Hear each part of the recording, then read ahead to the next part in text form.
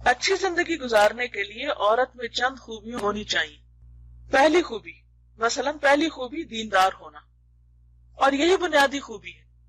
نبی صلی اللہ علیہ وسلم نے فرمایا دیندار عورت حاصل کرو، اور اگر وہ بے دین ہوگی تو اپنے شوہر کا دین بگاڑ دے گی. یعنی وہ شوہر کی مددگار نہیں بنے گی بلکہ اس کو تنگ کرے گی اور اس کو دین سے دور کر دے گی، اس کے اچھے ارادوں میں، اچھی سوچوں میں خلل ڈالے گی، اس پر غلبہ حاصل کرنے کی کوشش کرے گی، یعنی اسے ڈومینیٹ کرے گی. دوسری خوبی اچھا خلق ہے کہ بد خلق کا نقصان اس کے فائدے سے زیادہ ہوتا ہے.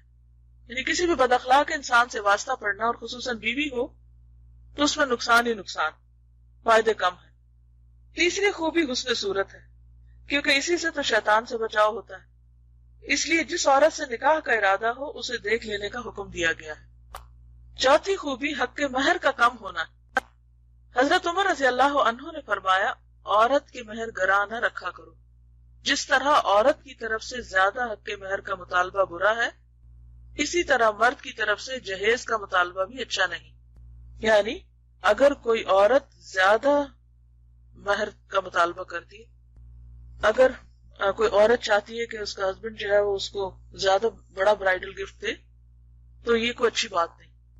اسی طرح ہسبینڈ اگر عورت سے کہے کہ تم بہت سی ڈاوری لے کر آؤ، جہیز لے کر آؤ، اپنے پیرنٹس کے گھر سے بہت سا مال لے کر آؤ، گاڑی لے کر آؤ، مکان لے کر آؤ، اتنا زیور ہونا چاہیے، تو یہ بھی بری بات ہے، کیونکہ ہسبینڈ کو تو رسپانسبلٹی لینا ہے. حضرت سفیان ثوری نے کہا جب آدمی نکاح کرنے لگے اور پوچھے عورت کا جہیز کیا کچھ ہے تو سمجھ لو کہ وہ چور ہے، یعنی کوئی اچھا انسان نہیں ہے جس کو تم اپنی بیٹی دے رہے ہو، کیونکہ اسے بیٹی سے دلچسپی نہیں بلکہ کس سے ہے؟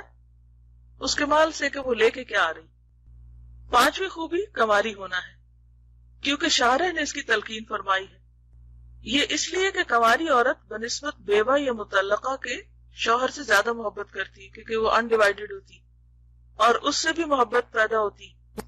چھٹی خوبی یہ ہے کہ عورت ایسے خاندان سے تعلق رکھتی ہو جس کی خواتین بالعموم صاحب اولاد ہوں. ساتویں خوبی نسب ہے، اور وہ حقیقتاً یہ ہے کہ عورت کسی دیندار اور نیک گھرانے کی ہونی، پیرنٹس بھی اچھے ہوں، نیک ہوں. تو اگر نیک ماں باپ ہوں گے تو انہوں نے کچھ تو نیک تربیت کی ہوگی. نہیں کسی لڑکی کو اگر دیکھا جائے تو یہ دیکھا جائے گا کہ اس کے والدین کا اخلاق کیسا ہے یا ان کا دین کیسا ہے. آٹھویں خوبی یہ ہے کہ عورت اجنبی نہ ہو، اسٹرینجر نہ ہو. جیسے مرد کو حکم ہے کہ عورت کو دیکھ کر نکاح کرے، اسی طرح عورت کے ولی کو بھی حکم ہے کہ مرد کے دین اور اخلاق اور حالات کو دیکھے.